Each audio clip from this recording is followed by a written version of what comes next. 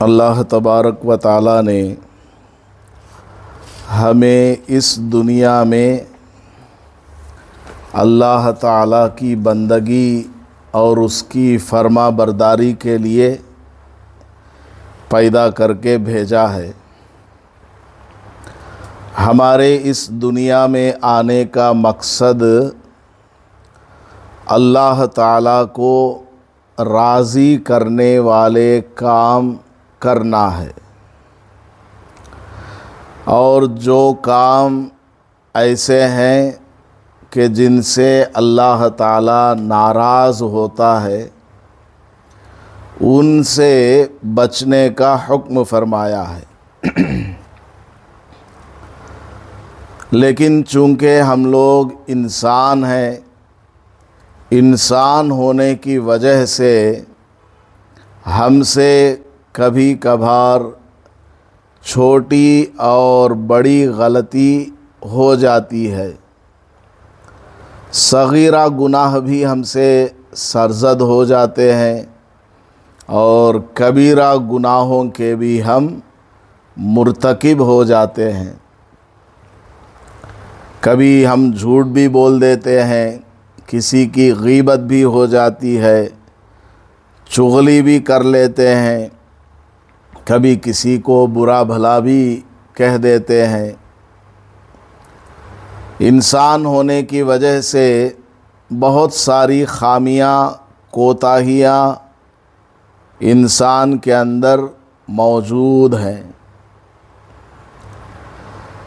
लेकिन अल्लाह ताला ने हमारे ऊपर करम फरमाया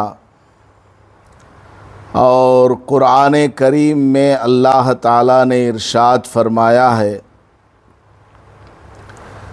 कि ऐ मेरे बंदों, जिन्होंने अपने ऊपर जुल्म किया है गुनाह करके, क्योंकि जब आदमी गुनाह करता है तो वो सज़ा का मुस्तहिक हो जाता है। क़यामत में उसको हिसाब देना होगा, क़यामत में उससे पूछा जाएगा।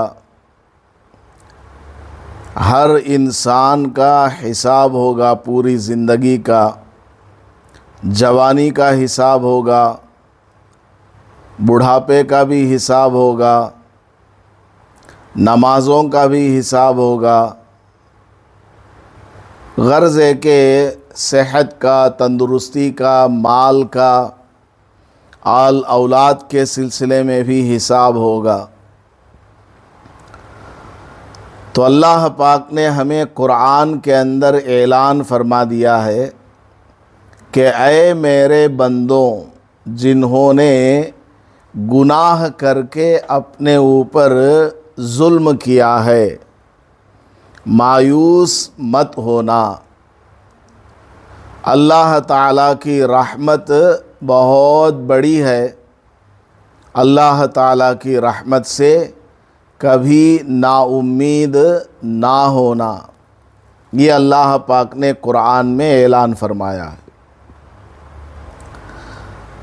अगर कोई इंसान गुनाह करते करते ज़मीन और आसमान के दरमियान की खाली जगह को भी गुनाहों से पुर कर देता है, गुनाहों से भर देता है, लेकिन किसी दिन उसको अल्लाह का डर आ गया, खुदा का खौफ आ गया और उसने तौबा कर लिया, इस्तिग़फ़ार कर लिया, आइंदा के लिए गुनाह ना करने का पुख्ता इरादा कर लिया और ऐसे ही आमाल करता रहा कि आइंदा चलकर उससे कोई भी गुनाह ना हो, तो उसकी तौबा अल्लाह ताला कबूल फरमा लेता है। हदीस पाक में रसूलुल्लाह सल्लल्लाहु अलैहि वसल्लम ने एक बड़ा ही इबरतनाक वाक़या बयान फरमाया है। कि किसी ज़माने में एक आदमी था जिसने 99 कत्ल किए हुए थे, 99 मर्डर्स। 90 पर 9 आदमियों को उसने जान से मार डाला था। लेकिन बाद में उसको अल्लाह का डर आ गया, दिल के अंदर वो बड़ा शर्मिंदा हुआ, नादिम हुआ कि ये क्या बात है कि मैं इंसान हूँ और इंसानों का ही कत्ल कर रहा हूँ। बड़ा शर्मिंदा हुआ और उसने क्या किया, इरादा किया कि आज के बाद मैं किसी को कत्ल नहीं करूँगा। क्या मेरी तौबा अल्लाह ताला कबूल करेगा? ये उसके दिल में सवाल पैदा हुआ। अब वो जाते जाते रास्ते में एक आदमी से पूछा कि मैंने इस तरह से ज़िंदगी गुजारी है, 99 आदमियों को मैंने कत्ल कर दिया है, क्या मेरे लिए अभी भी मग़फ़िरत है? अल्लाह ताला मुझे माफ़ करेगा? उसने सवाल पूछा। तो सामने वाले ने जवाब में कहा कि तू बड़ा बदबख्त है, 99 आदमियों को तूने कत्ल कर दिया, तेरी मग़फ़िरत कैसे हो सकती है? सख्ती से उसको डांट दिया। तो उस आदमी को बड़ा गुस्सा आया कि मैं तौबा करने के इरादे से चला हूँ और मसला पूछ रहा हूँ, तो ये सामने वाला मुझे धमका रहा है, बुरा भला कह रहा है कि मेरी मग़फ़िरत नहीं होगी, मैंने 99 आदमियों को कत्ल कर दिया। बड़ा गुस्सा आया उसको और उसने सामने वाले को भी कत्ल कर दिया और 100 का नंबर पूरा कर दिया। 100 कत्ल अब हो गए। लेकिन फिर उसके दिल में यही सवाल पैदा हुआ कि मैं तो बड़ा शर्मिंदा हूँ, नादिम हूँ, अगरचे मैंने 100 आदमियों को कत्ल कर दिया है, क्या मेरे लिए मग़फ़िरत की गुंजाइश है?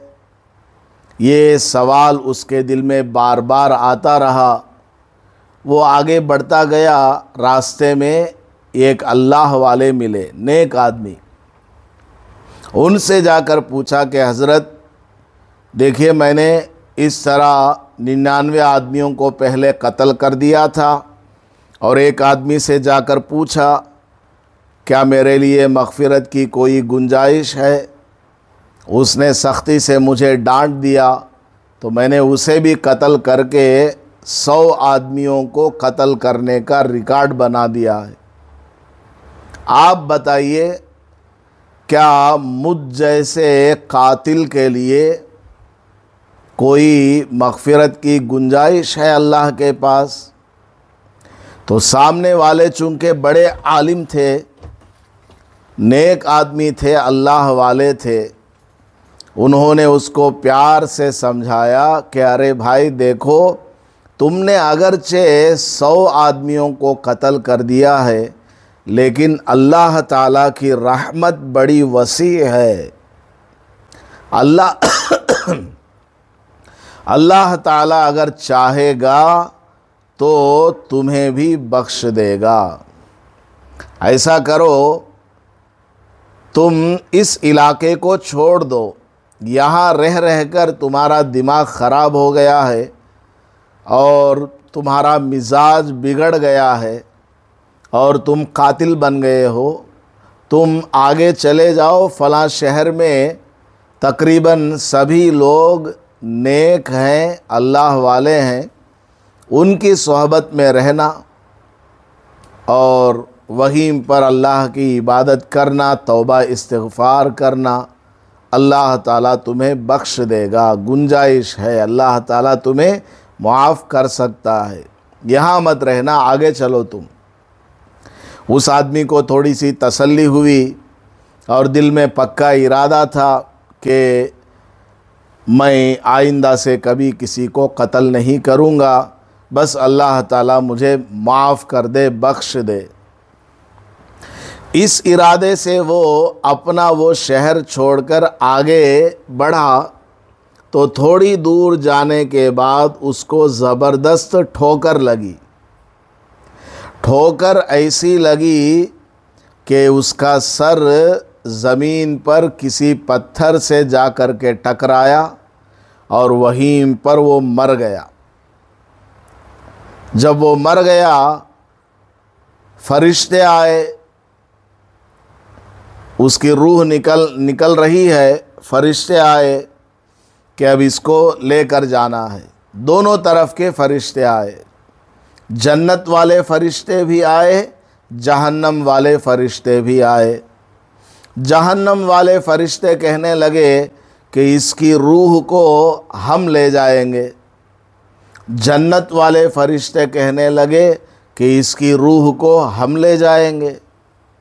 जहन्नम वाले फरिश्तों ने कहा कि यह आदमी कातिल है, 100 आदमियों को कत्ल किया हुआ है, इसलिए इसकी रूह को जहन्नम में ले जाना है। जन्नत वाले फरिश्ते कहने लगे, ठीक है अपनी जगह ये बात कि इसने 100 आदमियों को कत्ल किया है, लेकिन ये तौबा और इस्तिग़फ़ार के इरादे से निकला था, इसलिए इसको हम जन्नत में ले जाएंगे। अब जन्नत वाले फ़रिश्ते और जहन्नम वाले फ़रिश्तों के दरमियान आपस में बहस हो गई कि तुम ले जाओगे या हम ले जाएंगे, हमें दे दो हम ले जाएंगे। वो कहते हैं कि हमें दे दो हम ले जाएंगे। तो अल्लाह ताला ने उनको हुक्म फरमाया, ऐसा करो, इसकी ज़मीन को नापो, ये कौन सी जगह से ज़्यादा करीब है। जिस जगह ये मरा है वहाँ से आगे जिस जगह जा रहा था नेक लोगों का शहर, वो ज़्यादा करीब है, या पीछे ये जहाँ से आ रहा था बुरे लोगों का शहर, वहाँ से ये करीब है। नापो, अगर ये बुरे लोगों के शहर के करीब में है तो इसको जहन्नम में ले जाओ, और अगर इसका जिस्म नेक लोगों के शहर के करीब है तो इसको जन्नत में ले जाना, क्योंकि ज़्यादा वो करीब नेक लोगों के शहर की तरफ है, इसलिए ये जन्नत का हकदार है। अब फरिश्तों ने नापना शुरू किया और अल्लाह ताला को मालूम है कि ये अभी अपने शहर से थोड़ी ही दूर निकला था और मर गया है। बुरे लोगों के शहर के ये ज़्यादा करीब था और नेक लोगों के शहर से दूर था। तो अल्लाह ताला ने क्या किया, नेक लोगों के शहर का जो रास्ता है, ज़मीन है, उसको सुकड़ दिया, उसको घसीट करके अल्लाह ताला ने छोटा बना दिया। और फरिश्ते नापने लगे तो बुरे लोगों के शहर से इसकी बाड़ी दूर पड़ी हुई थी, नेक लोगों के शहर से इसकी बाड़ी करीब में पड़ी हुई थी। चुनांचे फरिश्तों का मसला हल हो गया कि इसका जिस्म, इसकी बाड़ी नेक लोगों के शहर के करीब है, इसलिए इस आदमी को जन्नत वाले फरिश्ते ले जाएंगे। तो हुजूर पाक सल्लल्लाहु अलैहि वसल्लम ने यह वाक़या बयान फरमाया। इसमें नसीहत क्या है कि आदमी चाहे जितना बड़ा गुनहगार क्यों ना हो, अगर किसी दिन वो तौबा और इस्तिग़फ़ार कर लेता है, उसके दिल में पक्का यकीन आ जाता है और पुख्ता इरादा कर लेता है कि अल्लाह ताला मुझे माफ़ करेगा और मैं आइंदा कभी भी किसी भी तरह का गुनाह जानबूझकर नहीं करूँगा। आदमी जब पक्का इरादा कर लेता है, अल्लाह ताला उसकी मग़फ़िरत फरमा देता है। तो देखिए, ये 100 आदमियों को कत्ल करने वाला आदमी था, लेकिन अल्लाह ताला ने इसके ऊपर रहम फरमाया, क्योंकि इसके दिल में पक्का इरादा था कि आइंदा कभी मैं किसी को कत्ल नहीं करूँगा, तौबा और इस्तिग़फ़ार करूँगा। इस इरादे से ये निकला था और मर गया। इसलिए इसकी ये जो सही नीयत थी उसकी बदौलत अल्लाह ताला ने उसको बख्श दिया और ज़मीन को भी सुकड़ करके छोटा कर दिया, ताकि ज़ाहिरी एतबार से भी जन्नत जाने के ये मुस्तहिक हो जाए। तो यहाँ से हमें सबक मिला कि हमसे चाहे जितने भी गुनाह हो जाएं, छोटे हों बड़े हों, जानबूझकर हों अनजाने में हों, दिन में हो रात में हो, अल्लाह ताला से पक्की सच्ची तौबा कर लेंगे, अल्लाह ताला यकीनन हमें एक न एक दिन ज़रूर मुआफ़ करेगा, हमारी तौबा कबूल हो जाएगी और हमारी बख्शिश हो जाएगी। और हम जितने भी आमाल करते हैं, नमाज पढ़ते हैं, रोज़ा रखते हैं, हज करते हैं, ज़कात देते हैं, हमारा कौन सा अमल अल्लाह को पसंद आ जाए हमें मालूम नहीं है। छोटे से छोटे अमल को भी हमें मामूली नहीं समझना चाहिए। हदीस में आता है, क़यामत के दिन एक आदमी को लाया जाएगा और अल्लाह ताला फरिश्ते से फरमाएगा, अल्लाह को सब मालूम है लेकिन लोगों के सामने ज़ाहिर करने के लिए अल्लाह ताला फरिश्तों से फरमाएगा कि देखो ये कौन आदमी है और इसका नाम-ए आमाल कैसा है। फरिश्ते उसका नाम-ए आमाल देखेंगे, उसका काम क्या था, दुनिया में तिजारत करता था, बिज़नेस करने वाला आदमी था, लेकिन उसके नाम-ए आमाल में ना नमाज है ना रोज़ा है, सही से कोई ख़ास इबादत नहीं है कि वो जन्नत को जा सके। अल्लाह ताला फरिश्ते से फरमाएगा, इसका कोई नेक काम है क्या, तलाश करो इसकी ज़िंदगी में कोई नेक काम हो। फरिश्ते कहेंगे, हाँ ऐ अल्लाह, इसके नाम-ए आमाल में एक नेकी है। वो नेकी क्या है? ये आदमी तिजारत करने वाला था, बिज़नेस करने वाला था, अपने नौकर चाकर और ग़ुलामों से कारोबार करवाता था और इसने ज़ाब्ता बनाया हुआ था, अपने नौकरों से कहा था कि जब तुम मेरा सामान ले जा करके बाज़ार में बेचने लगो, अगर कोई गरीब आ जाए, अगर कोई तंगदस्त आ जाए तो उसको कम कीमत में ये सामान दे दो, और अगर इससे भी ज़्यादा गरीब आ जाए तो उसको फ्री में कभी कभार सामान दे दो। और अगर कोई आदमी कर्ज़ मांगे कि मुझे सामान आज दे देना, मैं तुमको पैसा अगली बार दे दूँगा, तो तुम उसको कर्ज़ में भी सामान दे दो। और बाद में जब कर्ज़ लेने का वक्त आए तो सख्ती के साथ उससे तुम मुतालबा मत करना, बल्कि प्यार और मोहब्बत से पूछना कि तुम कर्ज़ अदा कर सकते हो, ठीक है अदा करो, नहीं कर सकते हो तो और मोहलत ले लो, या बिल्कुल नहीं कर सकते हो तो जाओ, हमने तुमको माफ़ कर दिया, ये सामान हमारे मालिक की तरफ से तुम्हारे लिए गिफ्ट है, हदिया है। तो उस आदमी की ये नेकी थी, बड़ा तिजारत करने वाला था, बिज़नेस करने वाला आदमी था, लेकिन बिज़नेस करने में, कारोबार करने में गरीबों के साथ इस तरह रियायत करता था। किसी को फ्री में सामान देने को आर्डर देता, किसी को कर्ज़ में देने को कहता, और कर्ज़ भी सख्ती से वसूल नहीं करना, जब वो दे तब ले लेना, या मोहलत मांगता है और मोहलत उसको दे देना, या अगर कर्ज़ वापस लौटा ही नहीं सकता, वो इतना गरीब है, तो फिर उसको माफ़ ही कर देना। अय अल्लाह, फरिश्तों ने कहा, अय अल्लाह, इस आदमी के पास ये एक अच्छी आदत थी, ये एक नेकी इसके नामे आमाल में लिखी हुई है। तो रसूल पाक सल्लल्लाहु अलैहि वसल्लम ने फरमाया कि अल्लाह ताला उसकी इस एक अच्छी आदत की बुनियाद पर उसकी मग़फ़िरत का फ़ैसला कर देगा। तो देखिए, हम समझते हैं कि सिर्फ़ नमाज पढ़ने से फ़ायदा है, सिर्फ़ रोज़ा हज ज़कात से फ़ायदा है।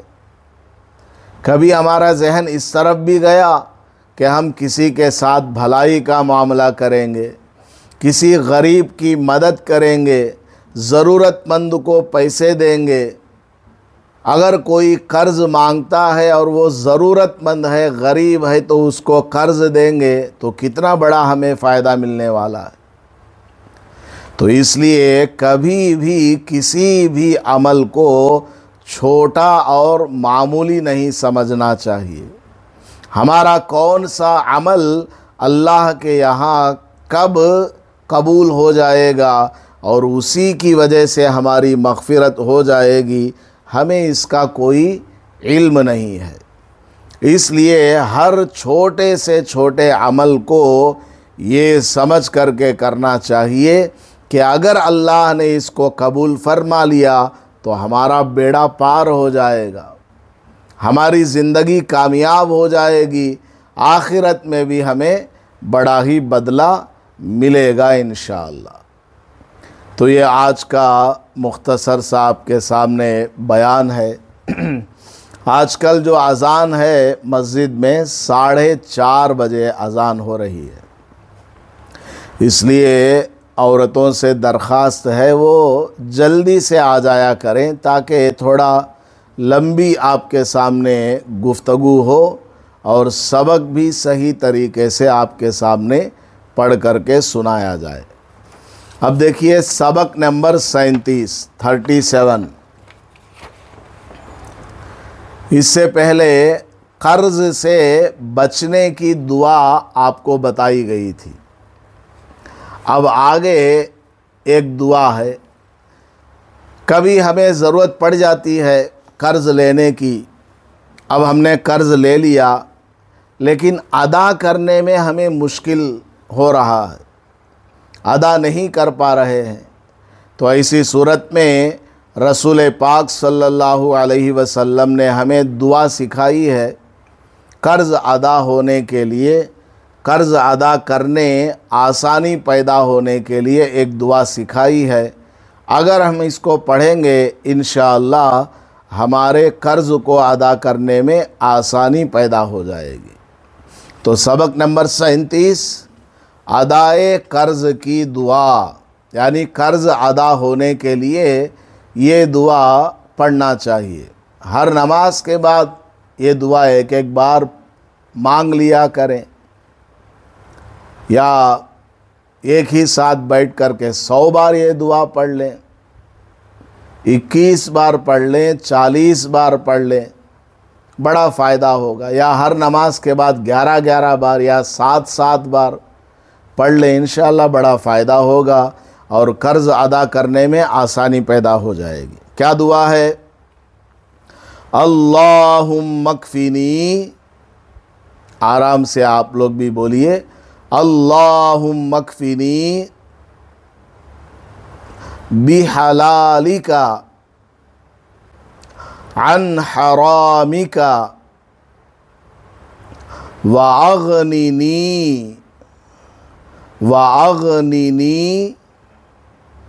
बिफ़ज़लिका अम्मन सिवाक, अम्मन सिवाक। लास्ट में वक्फ़ करते हैं तो आखिरी हरफ पर जज़म देना है। सिवाका है तो उसको सिवाक पढ़ना है, यहाँ चूँकि रुकते हैं। तर्जमा अल्लाहुम्मा कफ़िनी बिहलालिका अन हरामिका वअग़निनी बिफ़ज़लिका अम्मन सिवाक। ऐ अल्लाह, हराम से बचाते हुए अपने हलाल के ज़रिए तू मेरी किफ़ायत फरमा यानी ऐ अल्लाह मुझे हराम माल से बचाना, और तेरे पास जो हलाल है उसके ज़रिए मेरी किफ़ायत कर। यानी तेरे पास जो हलाल है माल रिज़्क़, वो मुझे इतना अता फरमा कि वो मुझे काफ़ी हो जाए, और अपने फ़ज़ल के ज़रिए तू मुझे दूसरों से बेनियाज कर दे। अपने फ़ज़ल के ज़रिए, यानी अगर मैं लायक नहीं हूँ, मुझे वो पैसा नहीं मिलना चाहिए, मुझे वो रोज़ी नहीं मिलनी चाहिए, तब भी ऐ अल्लाह मेरे ऊपर एहसान फरमा। फ़ज़ल का मतलब क्या? मुस्तहिक ना होने के बावजूद उसको दे देना, क्वालिफाइड ना होने के बावजूद उसको दे देना। डिसक्वालीफाई है आदमी, इसके बावजूद जा ले जा करके दे देना। तो ऐ अल्लाह अपने फ़ज़ल के ज़रिए, यानी अपने एहसान के ज़रिए तू मुझे दूसरों से बेनियाज कर दे, यानी दूसरों की मुझे ज़रूरत ना पड़े, इतना मुझे माल अता फरमा, ताकि मैं अपना कर्ज़ अदा कर सकूं और आइंदा किसी से कर्ज़ लेने की नौबत ही ना आए। ये एक ज़बरदस्त दुआ है।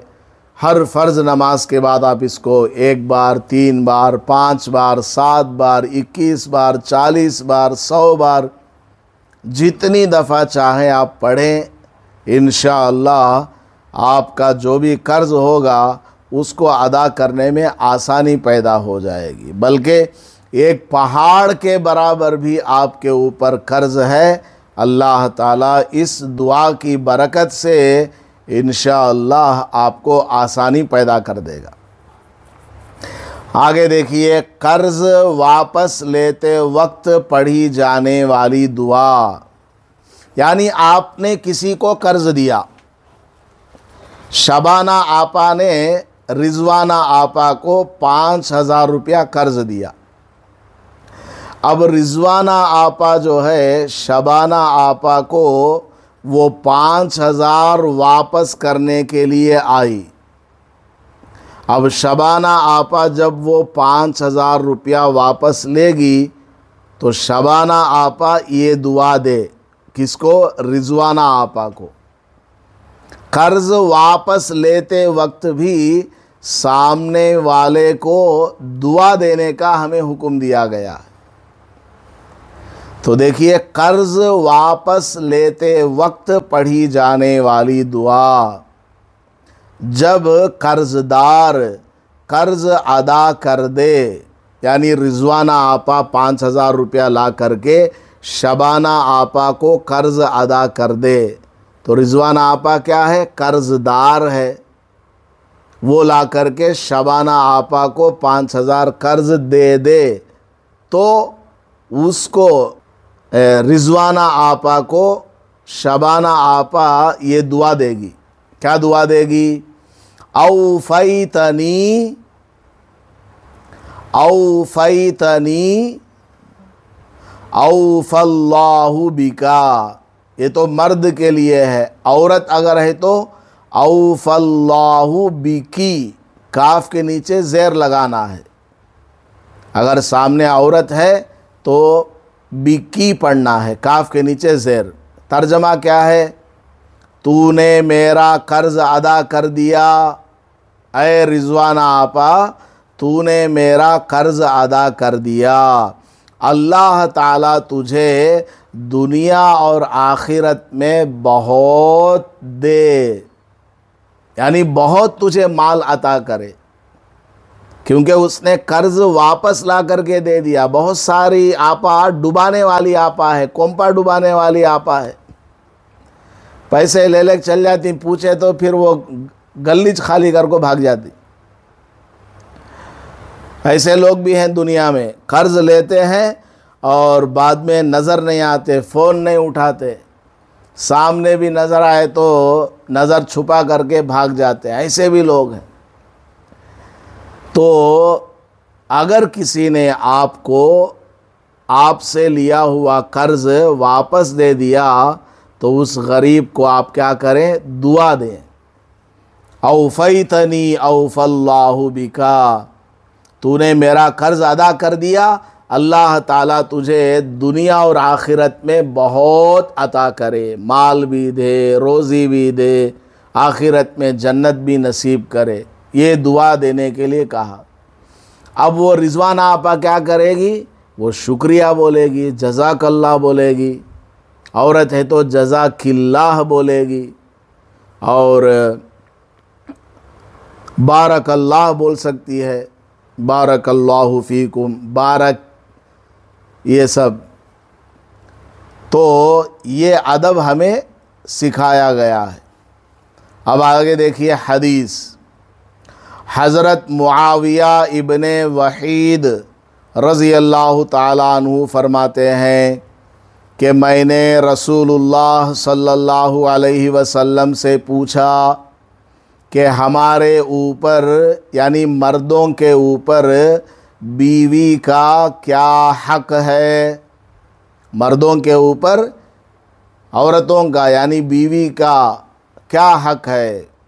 आप सल्लल्लाहु अलैहि वसल्लम ने फरमाया, जब तू खाना खाए तो उसको खिला, यानी मर्द अगर खाना खा रहा है तो औरत को भी खिलाना। ऐसा नहीं है कि मर्द चिकन मटन खूब खा रहा है और औरत को दाल रोटी दे रहा है, ऐसा नहीं। वो जो खाता है औरत को भी वही खिलाए।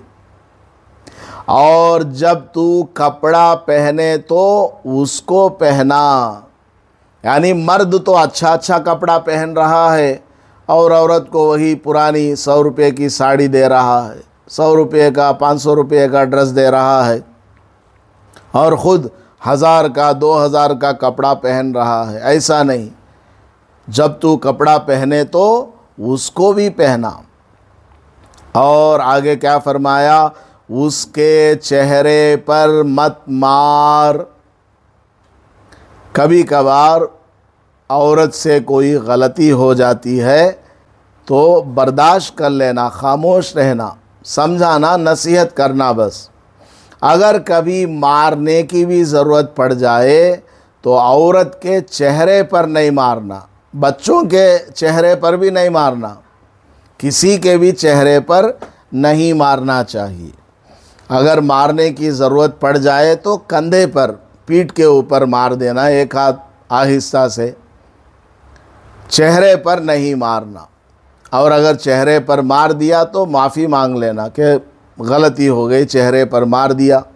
पीठ पर, हाथ पर, जो सख्त जगह है वहाँ पर मारना चाहिए, चेहरे पर नहीं। मर्दों को रसूलुल्लाह सल्लल्लाहु अलैहि वसल्लम ने हुक्म दिया है कि वो औरत के चेहरे पर ना मारे।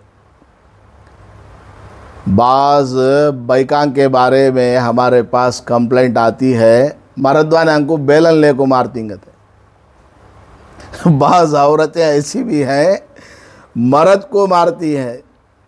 बाज़ाब्ता हमारे पास इस तरह के फ़ोन आते हैं, इस तरह के लोग मिलते हैं, बोलते हैं हज़रत मैं उसे एक मारा तो उन्हें भी मुझे मारती, हज़रत क्या करना। खैर अल्लाह ताला हिफाजत फरमाए। और आगे क्या फरमाया, उसके चेहरे पर मत मार और बुरा मत कह, यानी औरत को बुरा नहीं बोलना, गाली वाली नहीं देना, तू इन्हें तू उन्हें ये सब नहीं बोलना। नसीहत करना, प्यारो मोहब्बत से समझाना। अगर उसने कोई गलती की और बहुत ज़्यादा ही वो नाफरमान है तो चेहरे पर नहीं मारना, दूसरी जगहों पर आहिस्ता से मारना ताकि उसको तब भी हो जाए। आगे लिखा है, आगे हुजूर ने इरशाद फरमाया, सिवाय घर के उसको अलग मत करो। ये डबल डबल आ गया है, सिवाय घर के उसको अलग मत करो। अगर तंबीह के लिए बिस्तर अलग करना है तो ऐसा सिर्फ घर ही में करे, यानी बीवी को डराने धमकाने के लिए और बीवी को सुधारने के लिए अगर वो बिस्तर अलग करता है तो घर छोड़कर दूसरी जगह ना जाए, बल्कि उसी घर में दूसरी जगह सो जाए, बीवी के साथ ना सोए, ताकि उसको शर्मिंदगी हो, एहसास हो कि मेरा शौहर मुझसे नाराज़ हो गया है, इसलिए उसने बिस्तर अलग कर लिया है, और वो माफ़ी मांग करके मामला कॉम्प्रोमाइज़ कर ले, सुलह कर ले।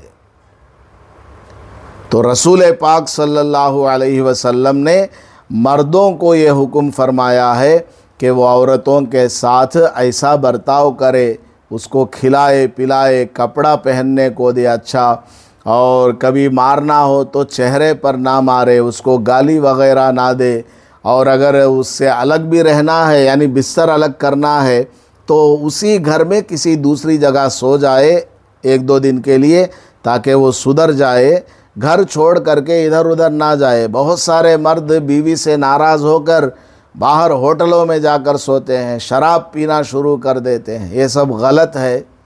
औरत ही के घर में रहकर उसको सुधारने की कोशिश करना। नमाज का मसला,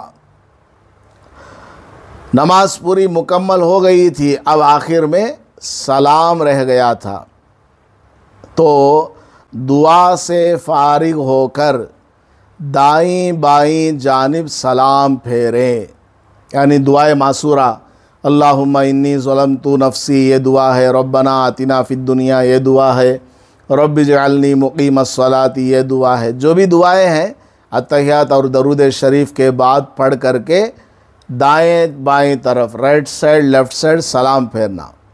सलाम फेरते वक्त गर्दन इतनी मोड़ें कि पीछे बैठे आदमी को आपके रुखसार नज़र आ जाए, यानी चेहरा इतना मोड़ना है कि अगर पीछे कोई आदमी बैठा हुआ है उसको आपका रुखसार यानी आपका गाल, कल्ला जिसे हम लोग बोलते कल्ला, वो पीछे वालों को नज़र आ जाए।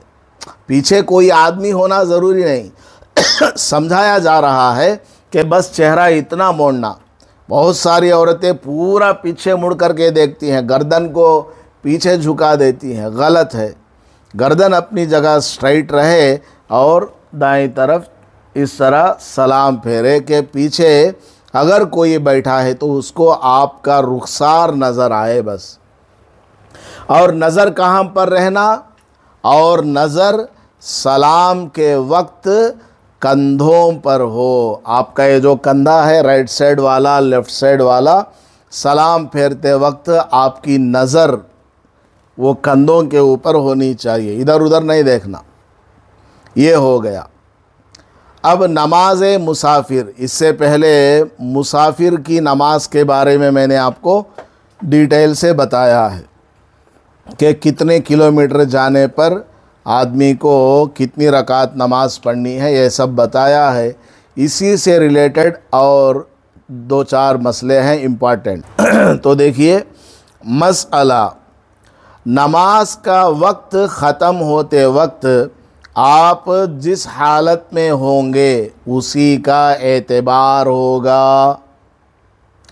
मसलन ज़ोहर की नमाज का वक्त जब ख़त्म हो रहा हो तो उस वक्त अगर आप मुकीम हो तो 4 रकात नमाज ज़िम्मे में लाजिम होंगी, और अगर मुसाफिर हो तो 2 रकात ज़िम्मे में लाजिम होंगी। अब इसको समझिए, आप जो है यहाँ से बेंगलुरु गई, ज़ोहर का टाइम था।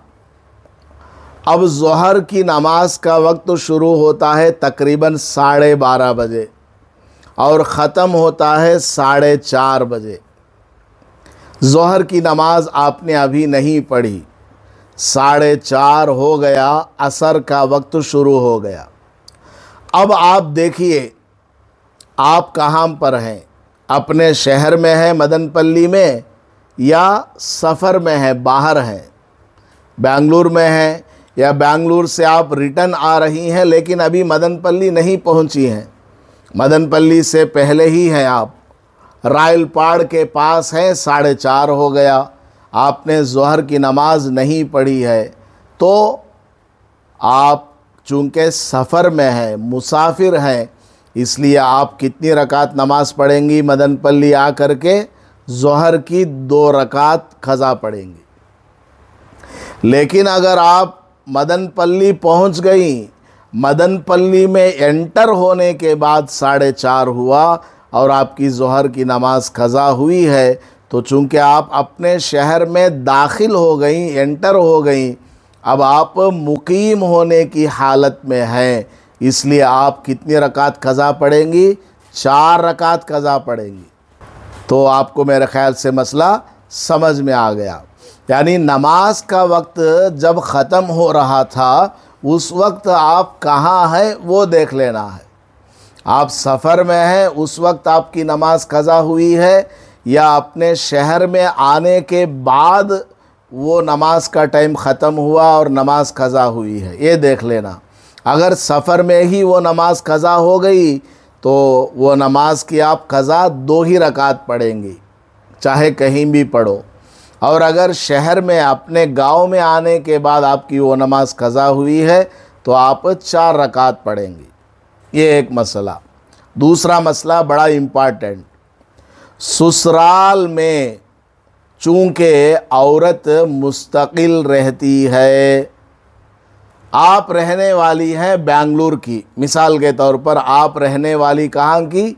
बेंगलुरु की हैं। आपके अम्मी अब्बा सब बेंगलुरु में रहते हैं, आप भी वहीं रहती थी, लेकिन आपकी शादी हो गई मदनपल्ली में, तो आप कहाँ रह रही हैं? अब मदनपल्ली में रह रही हैं। अब देखिए मसला, मदनपल्ली आपका क्या है? ससुराल है। ससुराल में चूँकि औरत मुस्तकिल रहती है, यानी वहीं वो अपनी ज़िंदगी गुजारती है, मदनपल्ली ही में वो हमेशा रहती है। कभी कभी बेंगलुरु अपने अम्मी अब्बा को देखने के लिए 2-4 दिन के लिए जाती है। तो मदनपल्ली ही में चूँकि ये औरत ससुराल में अपने शौहर के साथ, बच्चों के साथ रहती है, इसलिए ससुराल में औरत पूरी नमाज यानी 4 रकात पढ़ेगी। कोई औरत ये ना समझे कि मैं बेंगलुरु की रहने वाली हूँ, मैं मदनपल्ली में मुसाफिर हूँ, 80 किलोमीटर से ज़्यादा है, इसलिए यहाँ पर मुझे 2 रकात पढ़ना है। नहीं नहीं, गलत है वो। आपकी शादी हो गई, आप यहाँ आ गई, अब यहीं आप हमेशा रहने वाली हैं, यहीं आप रहती हैं, या आपका शौहर किसी और जगह उसका ट्रांसफ़र हो गया, खड़पा वगैरह ले गया, तो खड़पा में आप रहती हैं। तो जहाँ आप मुस्तकिल रहती हैं, कंटिन्यूसली रहती हैं, वहाँ आपको पूरी नमाज पढ़ना 4 रकात। तीसरा मसला, शौहर जब ससुराल जाए यानी मदनपल्ली में आपकी शादी हुई, आपका शौहर मदनपल्ली वाला है, अब ये शौहर क्या कर रहा है? अपनी बीवी को लेकर या अकेला ही ससुराल जाता है, यानी बेंगलुरु जाता है। फॉर एग्ज़ाम्पल, शौहर जब ससुराल जाए और ससुराल 77 किलोमीटर यानी 77.25 किलोमीटर या उससे ज़्यादा मसाफत पर हो, यानी दूरी पर हो, जैसे कदरी है वो 80 किलोमीटर के आसपास है, बेंगलुरु है 125 किलोमीटर्स है, तो शौहर जब अपने ससुराल में जाता है और वो 78 किलोमीटर्स या उससे ज़्यादा है, और शौहर वहाँ यानी ससुराल में 15 दिन से कम रहने के इरादे से जाए। बेंगलुरु कितने दिन जा रहा है वो ससुराल में? 15 दिन से कम रहने के इरादे से जाए तो कसर करेगा, यानी 4 रकात वाली फ़र्ज़ नमाज अगर वो अकेला पढ़ता है तो 2 रकात पढ़ेगा, और अगर वहाँ इमाम के पीछे बेंगलुरु में पढ़ता है मस्जिद में तो 4 रकात पढ़ेगा ताबे इस इमाम के। और आगे देखिए औरत का मसला, और उसकी बीवी भी, वो बीवी मदनपल्ली में उसका निकाह हुआ, उसका असल घर किधर है? बेंगलुरु है। अब वो बीवी शौहर के साथ गई या अकेले ही बेंगलुरु चली गई तो उसका क्या मसला, उन्हें अपने घर जाकर माँ बाप के घर में कितनी रकात पढ़ना वो बता रहे हैं। और उसकी बीवी भी अगर वहाँ अपने मायके में यानी अम्मी के घर में 15 दिन से कम रहने के इरादे से जाए तो कसर ही करेगी। औरत भी क्या करेगी, 4 रकात वाली फ़र्ज़ नमाज को घटा करके 2 रकात ही फ़र्ज़ पढ़ेगी। क्यों? आगे लिखा है क्योंकि अपने माँ बाप का शहर उस बीवी के लिए अपना वतन असली नहीं रहा। माँ बाप का शहर पहले था वो उसका वतन असली रहने की जगह। शादी के बाद उसका वतन कौन सा हो गया? मदनपल्ली हो गया। बल्कि वो शौहर के साथ ससुराल में ही रहने की वजह से शौहर का वतन असली हो गया। वो औरत बेंगलुरु की रहने वाली थी, बेंगलुरु उसका असली वतन था, असली शहर था, लेकिन उसका निकाह चूँकि मदनपल्ली में हो गया और वो औरत अपने शौहर के साथ मदनपल्ली ही में रहने लगी है, इसलिए मदनपल्ली उसका वतन असली बन गया, असली शहर बन गया। और बेंगलुरु क्या हो गया? एक नॉर्मल शहर हो गया। इसलिए ये औरत जब अपनी अम्मी अब्बा के घर जाएगी, अगर 15 दिन से कम रहने का इरादा है तो कसर नमाज पढ़ेगी। 4 रकात वाली फ़र्ज़ नमाज को 2 रकात करके पढ़ेगी। सुन्नत वग़ैरह वो सब 4 ही पढ़ना है। तो ये मसला आपको अच्छी तरह समझ में आ गया।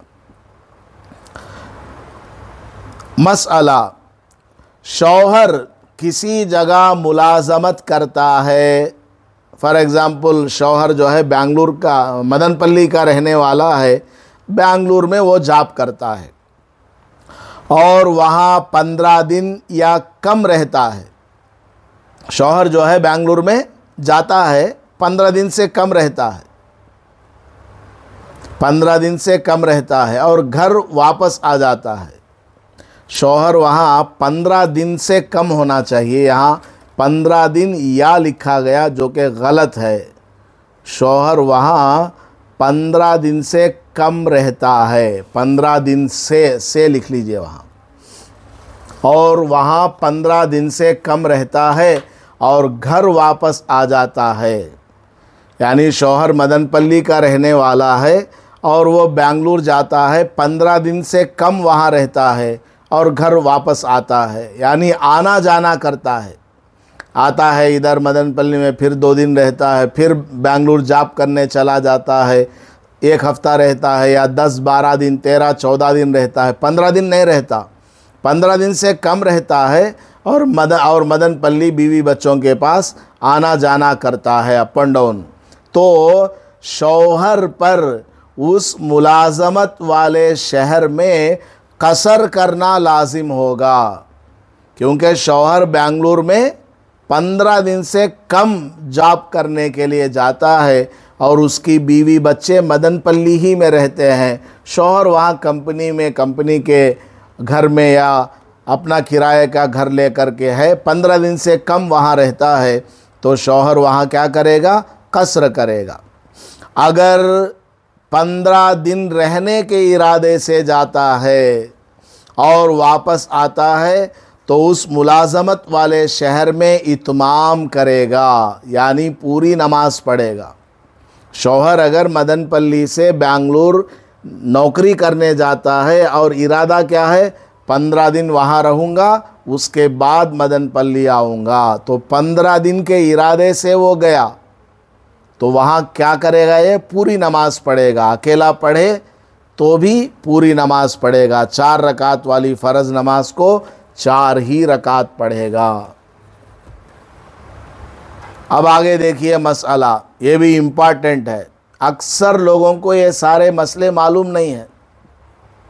ये रिकॉर्ड भी हो रहा है, इंशाअल्लाह यूट्यूब पर डालेंगे, आप भी सुनो और अपने शौहरों को भी सुनाइए। शौहर किसी शहर में, मसला लास्ट वाला, किसी शहर में किसी काम से 15 दिन रहने के इरादे से गया। मान लीजिए मदनपल्ली का रहने वाला बेंगलुरु गया 15 दिन रहने के इरादे से, और वहाँ उसका काम 15 दिन से पहले ही पूरा हो गया। ये गया था कि मेरा काम वहाँ 15 दिन लगेगा, 15 दिन के इरादे से गया था, लेकिन उसका काम 15 दिन से पहले ही पूरा हो गया। चाहे एक ही दिन में क्यों ना हो, एक ही दिन में उसका काम पूरा हो गया। जिस दिन गया उसी दिन उसका काम हो गया और उसका वापसी का इरादा हो गया। अब रिटर्न जाना, भाई मैं तो 15 दिन के बाद से आया था, लेकिन मेरा काम तो एक ही दिन में हो गया, या 2 दिन में, 4 दिन में हो गया। अब रिटर्न जाने का मदनपल्ली इरादा हो गया, तो भी जब तक वो सफ़र शुरू नहीं करेगा तब तक वो पूरी नमाज पढ़ेगा। जब तक वो बस में नहीं बैठ जाता, कार में नहीं बैठ जाता मदनपल्ली आने के लिए, उस वक्त तक जितनी भी नमाज़ें वो पढ़ेगा, चाहे एक दिन वहाँ रहना हो, 2 दिन हो, 3 दिन हो, जितने भी दिन हो, क्योंकि 15 दिन के इरादे से ये गया था, इसलिए वो जब तक सफ़र शुरू नहीं कर देगा नमाज क्या करेगा, पूरी 4 रकात पढ़ेगा। और जब वो सफ़र शुरू कर देगा तो अब कसर करेगा। अब रिटर्न आने के इरादे से वो बस में बैठ गया या कार में बैठ गया, तो रास्ते में कहीं नमाज के लिए रुकेगा, तो अब वो क्या करेगा, 4 रकात वाली फ़र्ज़ नमाज को कसर पड़ेगा, क्योंकि उसका सफ़र शुरू हो चुका है।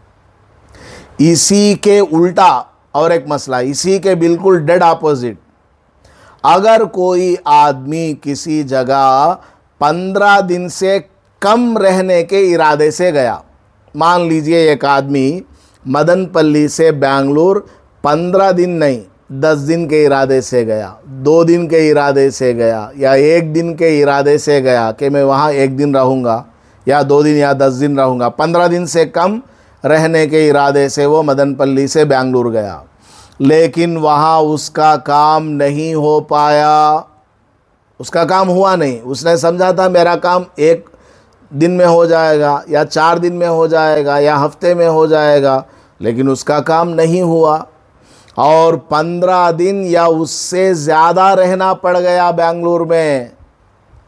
15 दिन रहा या उससे ज़्यादा रहना पड़ गया, हालांकि वो 15 दिन से कम इरादे से गया था बेंगलुरु में रहने के लिए, लेकिन उसका काम अटक गया। आज होगा, कल होगा, परसों होगा, ऐसे ही दिन गुज़रते गए और 15 दिन या उससे ज़्यादा हो गया और मुसलसल 15 दिन रहने की नीयत भी नहीं कर सका। किसी भी दिन उसको नीयत करने का भी टाइम नहीं मिला।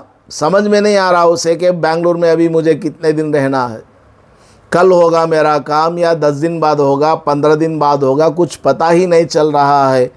15 दिन का इरादा वो कर भी नहीं पाया, तो वो कसर ही करेगा, क्योंकि वो मदनपल्ली से जब बेंगलुरु गया था 15 दिन से कम रहने के इरादे से गया था, 15 दिन से कम रहने के इरादे से गया था। इसलिए बेंगलुरु में चाहे वो 15 दिन रहे, 1 महीना रहे, जब तक उसका पक्का इरादा बेंगलुरु में 15 दिन रहने का नहीं हो जाता, तब तक वो कसर ही नमाज पढ़ेगा, यानी 4 रकात वाली फ़र्ज़ नमाज को 2 ही रकात पढ़ेगा।